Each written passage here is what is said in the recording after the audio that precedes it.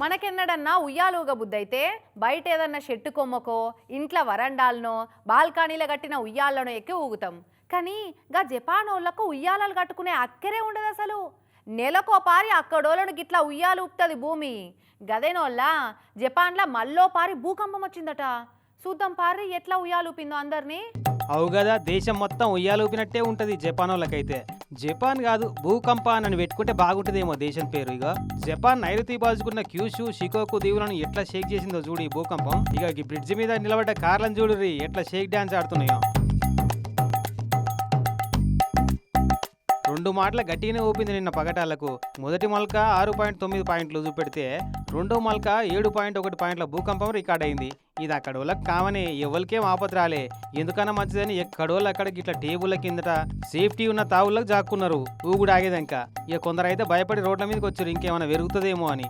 ఇక ఇండ్లు, ఆఫీసులు, షాపింగ్ మాల్లు, హోటళ్లలో గిన్నెలు, గిలాసులు, చెంచాలన్నీ టపా టపా కింద పడు హ్యాంగర్లకేసిన బట్టలకి ఇట్లా ఊగుడు నడిచింది. క్యూషు షికోకు దీవుల పక్క పంటే సముద్రంలా భూకంప కేంద్రం ఉందని గుర్తుపట్టి సునామీ వచ్చే ఛాన్స్ ఉందని పబ్లిక్ కు వార్నింగ్ ఇచ్చిరు పైలంగా ఉండమని. ఇక అప్పట్లో 2011లో అయితే 9 పాయింట్ల భూకంపం వచ్చి ఆ తర్వాత సునామీ వచ్చి ఆగమాగం చేసి అటు ఇటు 10,000 మందిని ఎత్తుకపోయాయి. ఇక అప్పటి సంది ఏం కట్టినా భూకంపాలను తట్టుకొని నిలబడేట్టే కడుతున్నారు జపాన్ వాళ్ళు. కానీ అయినా అసంటి భూకంపం సునామీ మళ్ళీ ఎప్పుడన్నా వస్తుందేమో అని భయంతోనే బతుకుతుంటారు.